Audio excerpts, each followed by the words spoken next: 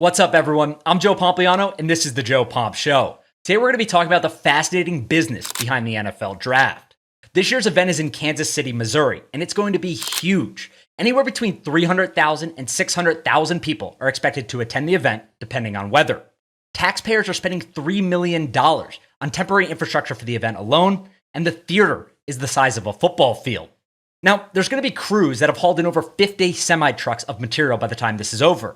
That includes 7.5 miles of fence line and 1.5 miles of concrete barriers. And it's a music festival, too.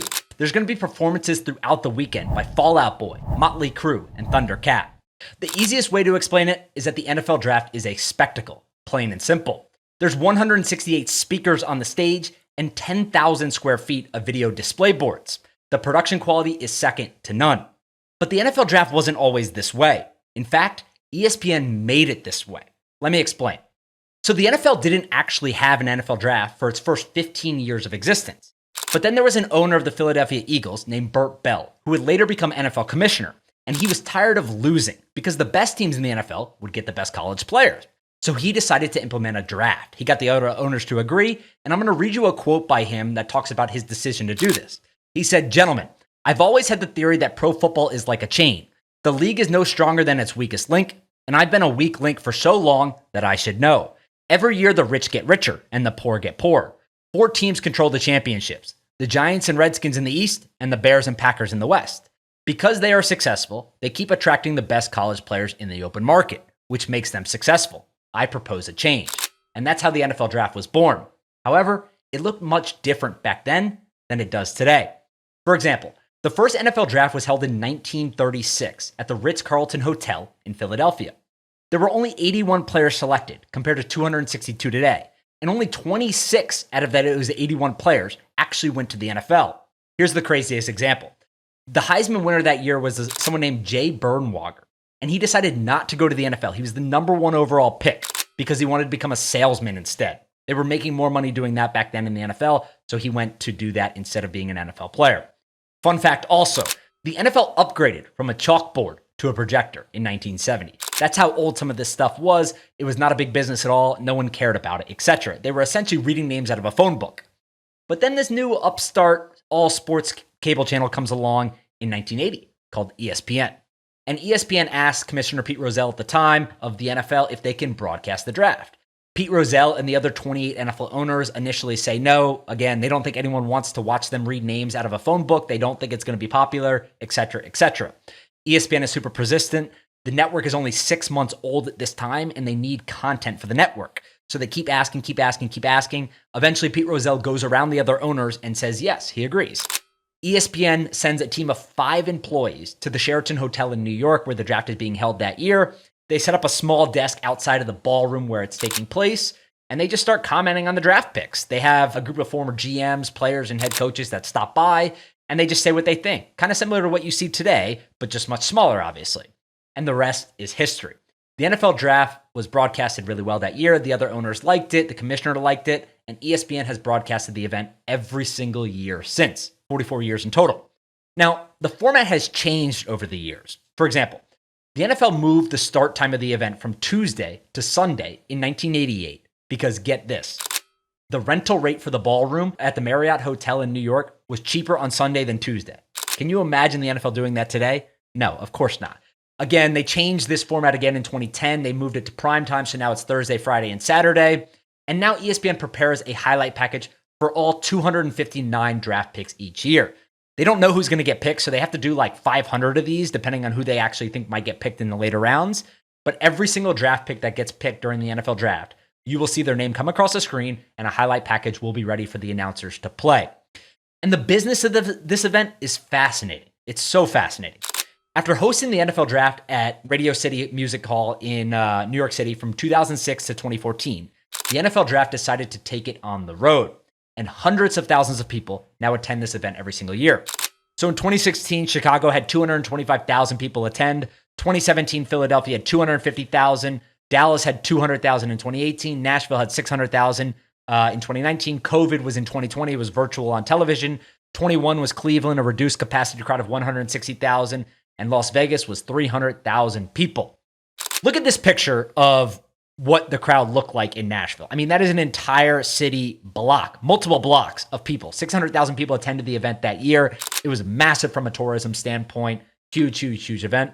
And when you look at the television numbers, it is even more impressive. So the first round of the NFL draft in 2020 last year averaged more than 10 million viewers. That was 152% higher than the NBA draft, 1,185% higher than the MLB draft, and 2,000% higher than the NHL draft. Now, look, these other leagues are smaller and they're not necessarily known for their captivating draft process. The NBA is okay. The MLB is actually getting a little bit better. They now framed it around All-Star Weekend last year in LA. They'll do that again. I watched it on TV. I'm sure more people watched it last year than ever before. But the NFL draft numbers are even crazy when you look at other full sporting events, not just drafts. For example, the 2022 NFL draft had more viewers last year than the Daytona 500, the Indianapolis 500, the MLS Cup, the UEFA Champions League final in the US broadcast, every golf major final round on Sunday except for the Masters, and every single men's and women's tennis Grand Slam final. We're talking about the US Open, the French Open, the Australian Open, Wimbledon, etc. All of those tournaments, the NFL draft had more viewers than in the United States. The size and scale of this event is absolutely insane. Again, it's going to be 300,000 to 600,000 people this weekend in Kansas City. You can look at what the championship parade looked like in Kansas City after the Chiefs won. That area is going to be packed outside of Union Station. It's potentially going to be the largest ever sporting event in Kansas City history. And they've added a bunch of stuff to it this year. There's going to be experiences. You're going to be able to run the 40-yard dash, do a vertical jump. You're going to have autograph sessions with players. You're going to have photo ops with the Lombardi Trophy. You're going to be able to try on all 56 Super Bowl rings. And it's going to be massive. Now, the easiest way to put the explanation behind the NFL draft is simple. ESPN has played a huge role in this, for sure.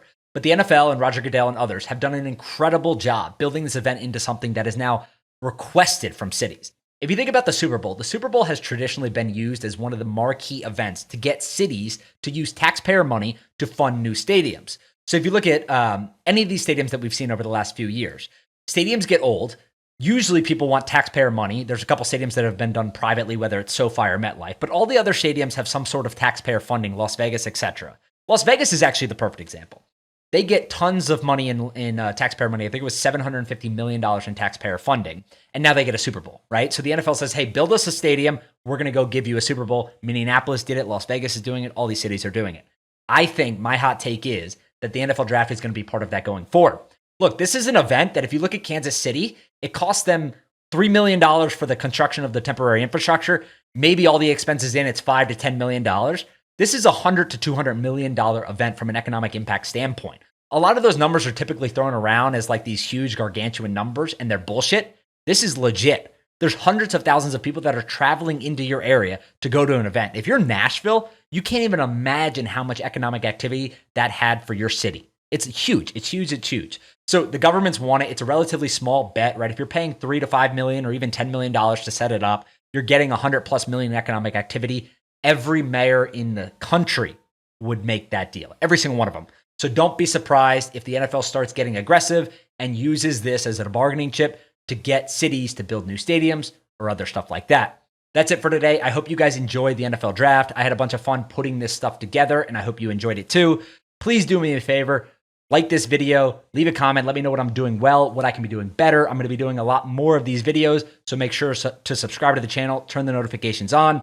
And if you want to listen to the full episode of The Joe Pomp Show, where I break down the most interesting topics in sports business, go to Apple, go to Spotify, go to Google, and download The Joe Pomp Show. You can also read my newsletter, where I give a full breakdown of these topics. It's basically the same topics on YouTube, but more detailed. It's written out. You can follow it a little bit better with charts and pictures. Go to readhuddleup.com. Readhuddleup.com. You can sign up for the newsletter. There's more than 105,000 people signed up today. Join them and get it directly in your inbox. Thanks so much, guys, and we'll talk later this week.